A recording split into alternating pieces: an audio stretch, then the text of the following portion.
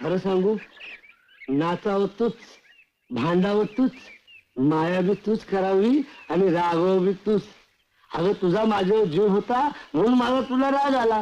पण तुला कुठे आला माझा राग? तो आला असता तर इनामदाराच्या वाड्यावर नाचूच दिले नसतेस मला, खेचून बाहेर काढलं असतस. बाहेर काढला असतं, कानाखाली आवाजच काढणार होतो.